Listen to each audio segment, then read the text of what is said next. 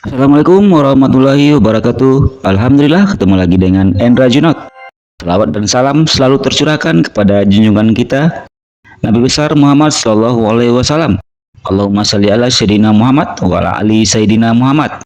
Harapan dan doa saya semoga saudaraku selalu diberikan kesehatan, diluaskan rezekinya, dipanjangkan umurnya, hidup berkah, sukses dan bahagia. Amin ya robbal alamin. Saudaraku yang dirahmati Allah. Jenis iblis yang menjerumuskan manusia ke dalam jurang kesesatan itu banyak sekali. Bahkan ada ulama yang berpendapat bahwa dalam menyesatkan manusia, iblis itu mempunyai spesifikasi keahlian tersendiri sesuai dengan bidangnya. Yang ahli menggoda orang sholat, tugasnya hanya menggoda orang sholat. Yang ahli mengkufurkan orang yang beriman, tugasnya hanya mengkufurkan dengan berbagai tipu budaya dan propaganda yang menyesatkan, begitu seterusnya. Mengenai hal ini, ada keterangan yang bersumber dari Umar bin Khattab radhiyallahu anhu bahwa keturunan iblis yang mempunyai tugas menggoda dan menjerumuskan manusia ke lembah kesesatan itu ada 9. Yang pertama, iblis Zailatun. Iblis ini bertugas untuk menjerumuskan para pedagang di pasar agar berdusta, mau mengurangi timbangan, membuat onar di antara para pedagang, dan melakukan bujuk rayu kepada para pedagang agar melakukan penyimpangan dan kecurangan dalam akad jual beli dengan diiming-imingi agar cepat kaya.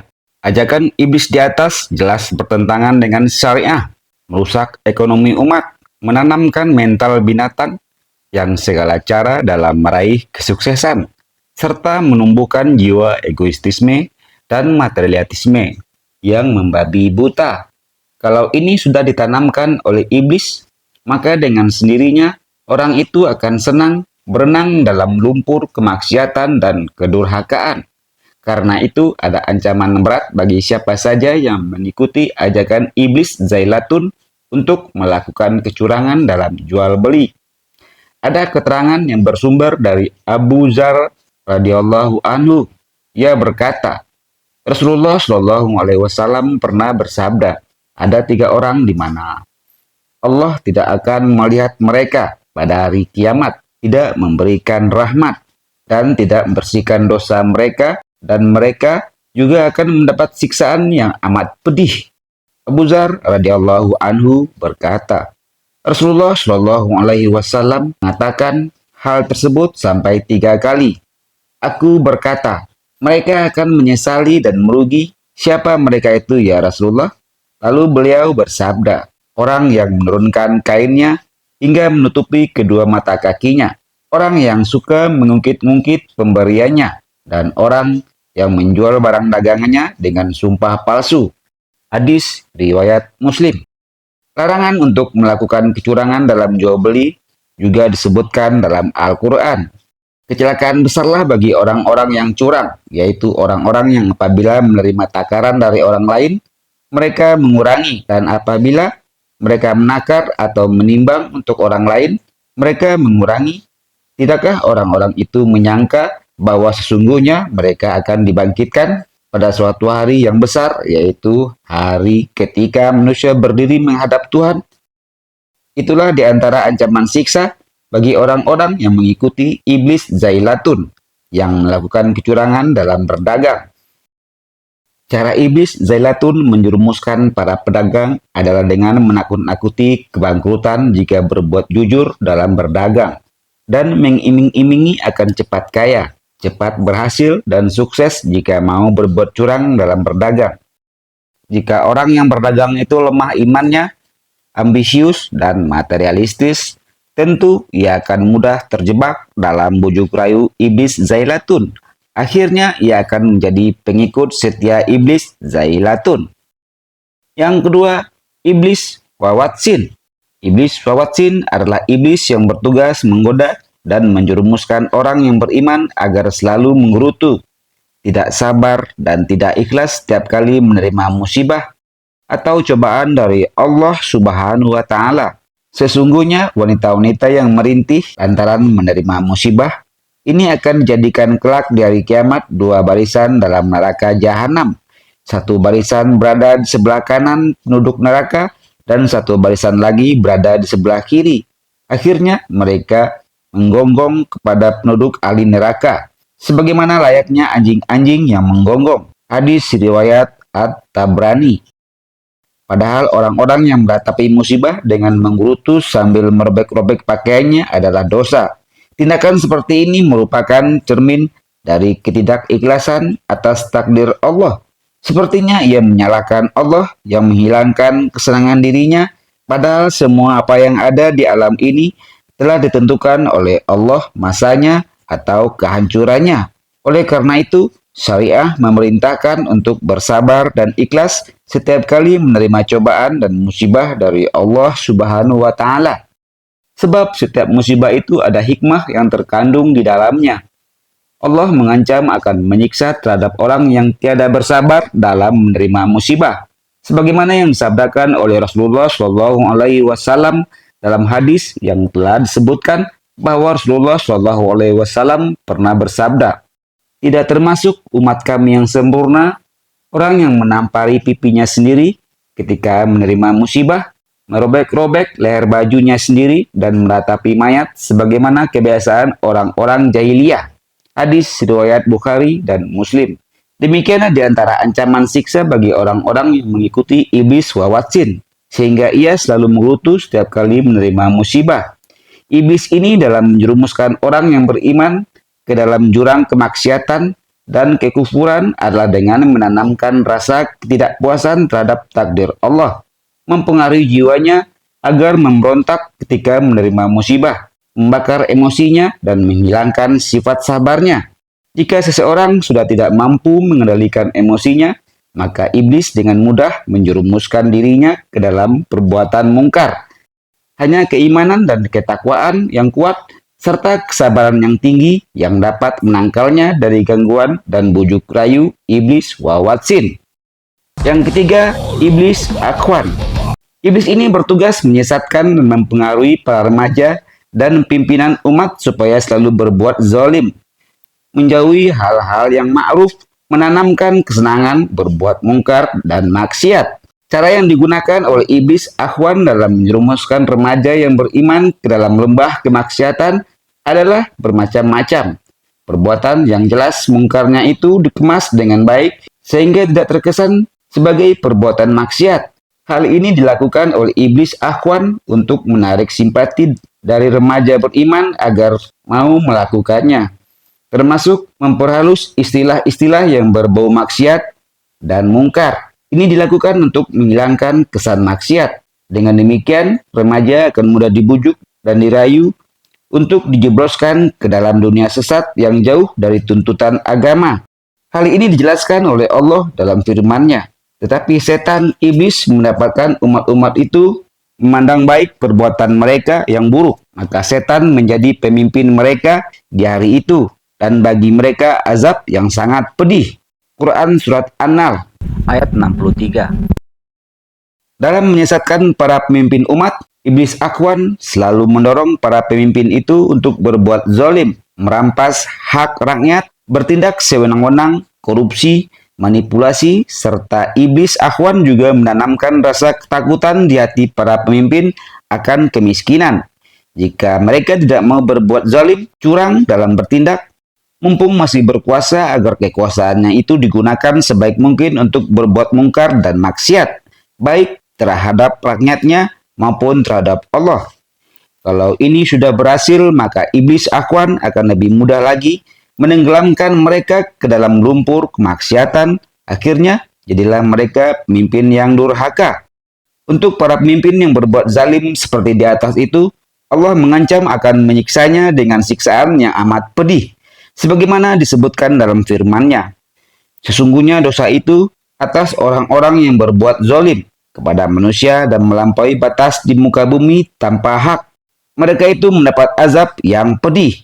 Quran Surat Asy-Syura ayat 42. Itulah di antara ancaman siksa bagi siapa yang berbuat zalim di muka bumi ini dan mengikuti iblis akhwan. 4. Iblis hafaf. Iblis ini bertugas menyesatkan dan menjerumuskan kaum muslim ke lembah nista yang berlumur dosa dengan cara melakukan tipu daya dan bujukan agar kaum muslimin melanggengkan minum khamar. Sebab jika seseorang sudah minum khamar dan mabuk, maka segala bentuk kemungkinan yang lain dengan mudah ia laksanakan, seperti berzina, membunuh, berbuat aniaya, mencuri, dan segala kemungkaran yang lain. Karena tingkah laku orang yang sedang mabuk itu tidak dapat dikendalikan oleh otaknya, jiwanya, dan perasaannya, sudah dikuasai oleh iblis. Untuk itu, ia mudah dibimbing oleh iblis guna dijebloskan ke dalam kemaksiatan dan kekufuran. Banyak orang yang tadinya tidak berani membunuh, merampok, dan berzina, akan tetapi setelah ia menenggak khamar dan mabuk, maka segala bentuk kemaksiatan itu dapat dilakukannya dengan mudah. Sepertinya tidak ada beban baginya. Agar tidak mudah tertipu oleh bujuk rayu iblis hafaf, Allah telah memperingatkan kaum muslimin agar tidak meminum khamar, karena khamar adalah identik dengan setan, sebagaimana disebutkan dalam firman-Nya. Hai orang-orang yang beriman, sesungguhnya meminum khamar, berjudi, berkorban untuk berhala, mengundi nasib dengan panah adalah perbuatan keji termasuk perbuatan setan. Maka jauhilah perbuatan-perbuatan itu agar kamu mendapat keberuntungan. Al-Quran Surat Al-Maidah 5:90. Rasulullah Shallallahu Alaihi Wasallam pernah bersabda, jauhilah hamar. Sesungguhnya hamar itu adalah sumber segala kejahatan. Di dalam hadis lain yang bersumber dari Anas radhiyallahu anhu dikatakan sebagai berikut. Rasulullah Shallallahu Alaihi Wasallam melaknati 10 orang karena hamar, yaitu orang yang memeras bahan hamar, orang yang minta diperaskan bahan hamar untuk diminumkan kepada orang lain, orang yang minum hamar, orang yang membawa hamar, orang yang dituju untuk dibawakan hamar padanya, orang yang menuangkan hamar ke gelas atau lainnya, orang yang menjual hamar, orang yang memakan harta hasil penjualan hamar, orang yang membeli hamar, orang yang dibelikan hamar. Hadis riwayat At-Tirmizi dan Ibnu Majah. Demikianlah ancaman bagi orang yang mengikuti iblis hafaf yang mau menenggak khamar dari benda yang memabukkan lainnya. Iblis wa murah. Iblis ini bertugas menyerumuskan para penyanyi agar mendendangkan lagu yang penuh maksiat, mengajak berbuat mungkar, serta lagu-lagu yang bersair kebebasan tanpa etika. Juga menyerumuskan para penyanyi agar berpenampilan seronok yang dapat mengundang luapan nafsu dan maksiat. Dengan demikian, orang akan mudah digiring untuk dijebloskan dalam dunia mungkar dan maksiat. Nyanyian dan beduanitanya itu termasuk salah satu alat iblis yang paling ampuh untuk menjerumuskan orang ke dalam jurang kesesatan yang penuh dengan lumuran dosa. Banyak sudah orang yang melakukan kemaksiatan karena terpengaruh oleh syair lagu-lagu maksiat, atau dikarenakan mencontoh tingkah laku artis yang diidolakan, yang senang berbuat mungkar, bergaul bebas, dan akhlaknya yang buruk. Oleh karena itu, untuk menangkal bujuk rayu dan propaganda yang menyesatkan yang ditiupkan oleh iblis wa murah adalah dengan menanamkan akidah yang kuat dan akhlak yang mulia. Sebab dengan berpegang teguh pada kedua faktor di atas, insya Allah diri akan selamat dari godaan iblis yang jahat ini. Iblis lakwas adalah iblis yang bertugas mempengaruhi manusia agar tetap kafir, tetap musyrik, dan tetap menyembah berhala atau sesembahan lainnya selain Allah. Sudah banyak orang yang disesatkan oleh iblis lakwas.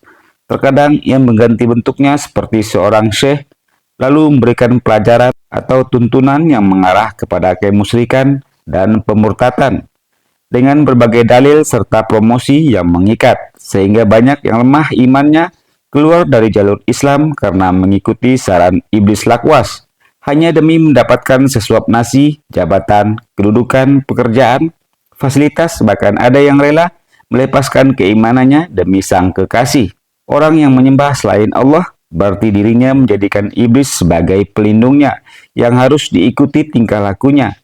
Mereka tidak sadar kalau dirinya telah disesatkan oleh iblis untuk dijerumuskan ke dalam jurang kekufuran, sebagaimana disebutkan oleh Allah dalam firman-Nya. Sesungguhnya mereka menjadikan setan-setan pelindung mereka selain Allah, dan mereka mengira bahwa mereka mendapat petunjuk.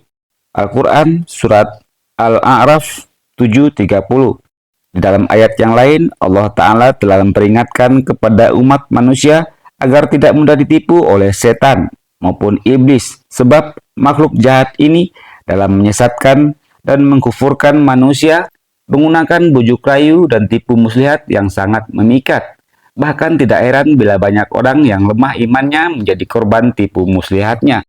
Mengenai hal ini, Allah Ta'ala berfirman, "Hai anak Adam, janganlah sekali-kali kamu dapat ditipu oleh setan, sebagaimana ia telah mengeluarkan kedua ibu bapakmu dari surga." Al-Quran Surat Al-A'raf 7:27. Meskipun ada peringatan ayat di atas, masih banyak saja orang yang mengikuti iblis lakwas, melakukan kekufuran dan kemusyrikan. Mereka mengira bahwa apa yang mereka perbuat itu merupakan jalan yang benar dan dapat memberi petunjuk kepada mereka. Padahal jalan yang mereka tempuh sesat dan dapat mendatangkan siksa Allah.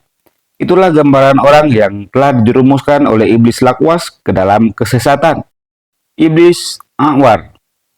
Iblis ini bertugas untuk mempengaruhi dan menggoda laki-laki dan wanita untuk melakukan perbuatan zina atau melakukan perbuatan maksiat lainnya. Iblis A'war menggunakan pandangan mata sebagai cara yang paling ampuh untuk membakar nafsu kaum lelaki dan wanita untuk berbuat maksiat. Mujahid berkata, ketika wanita itu menghadap, maka iblis duduk di kepalanya untuk menghiasi wajah wanita tersebut agar tampak menarik bagi orang yang melihatnya. Dan jika wanita itu berpaling ke belakang, maka iblis duduk di pantatnya untuk menghiasi pantat tersebut agar tampak menarik bagi orang yang melihatnya. Apa yang dikatakan oleh Mujahid di atas memang benar, sebab umumnya lelaki bila melihat wanita ketika berhadapan, maka yang pertama kali diperhatikan adalah wajahnya. Sedangkan ketika melihat wanita yang berjalan di depannya, maka yang pertama kali diperhatikan adalah pantatnya. Karena itu memang tempatnya iblis. Nabi Yahya alaihissalam pernah ditanya, apa yang menjadi penyebab perzinaan? Nabi Yahya alaihissalam menjawab, yang menjadi penyebabnya adalah memandang wanita lalu timbul dalam hati keinginan untuk berzina. Zina mata itu termasuk dosa kecil dan hal ini dapat mendekatkan pada perbuatan dosa besar, yaitu zina farji. Oleh karena itu, barang siapa yang tidak mampu menundukkan pandangannya, maka niscaya ia tidak akan mampu menjaga farjinya. Demikian jawaban Nabi Yahya alaihissalam terhadap penanya tadi. Nabi Isa alaihissalam pernah berkata, takutlah kamu memandang wanita, karena sesungguhnya memandang itu dapat menumbuhkan syahwat dalam hati, dan ini sudah cukup mendatangkan fitnah. Berkatalah Sa'ad bin Jubair radhiyallahu anhu, sesungguhnya fitnah yang menimpa Nabi Daud alaihissalam adalah dari memandang wanita.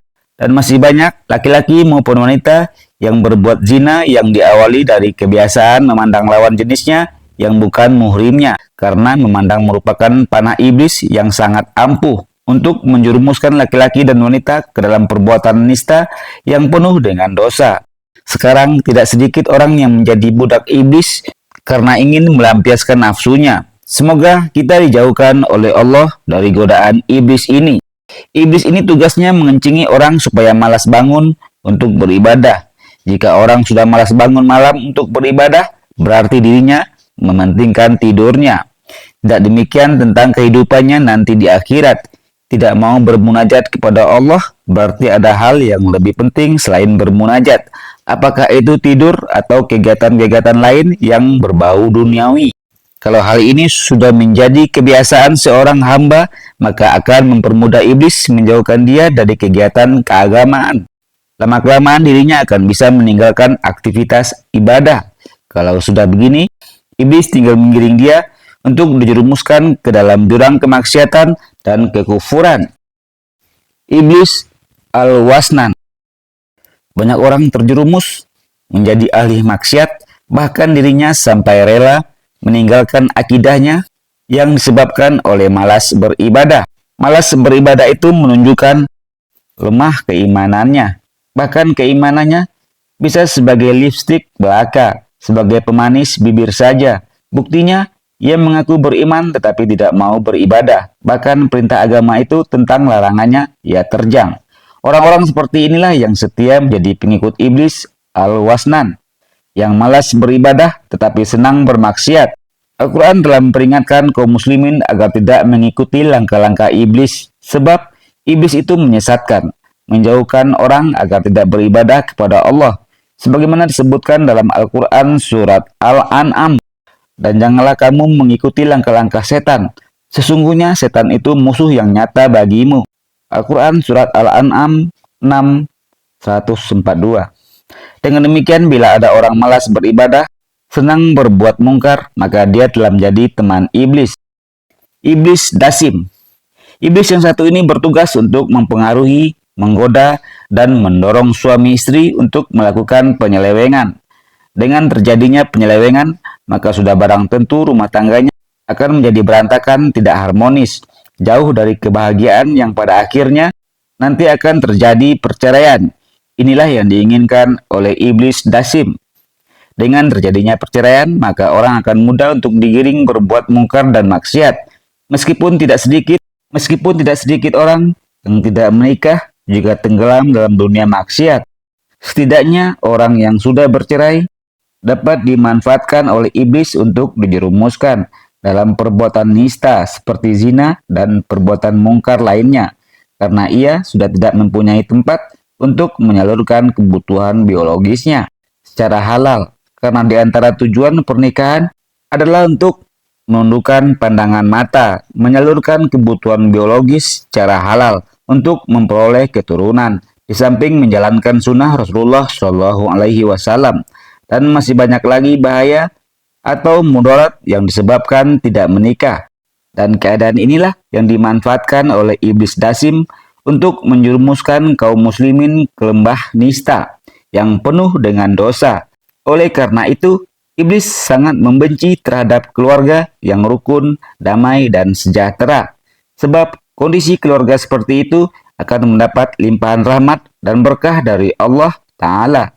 Itulah nama-nama iblis yang dikatakan oleh Umar bin Khattab yang bertugas menyesatkan manusia untuk dijerumuskan ke dalam kefasikan, kemaksiatan, kemusyrikan, dan kekufuran yang nanti menjadi temannya di dalam neraka. Semoga Allah menjauhkan dan menyelamatkan kita dari segala tipu daya iblis ini. Saudaraku, dalam perjalanan hidup ini, seringkali kita diuji oleh bisikan setan penggoda yang berusaha merusak iman dan akidah kita. Mereka datang dalam berbagai bentuk, menguji keteguhan hati dalam berpegang pada kebenaran. Ingatlah, kekuatan iman terletak pada kemampuan kita untuk tetap teguh meski badai menghempas. Mari kita saling mengingatkan dan mendukung dalam menjaga keimanan kita. Jika terasa bermanfaat bagi saudaraku, jangan ragu untuk subscribe, like, komen, dan share. Bersama kita perkuat iman dan teguhkan hati menghadapi segala godaan. Demikianlah, wabillahi taufik wal hidayah. Wassalamualaikum warahmatullahi wabarakatuh. Terima kasih.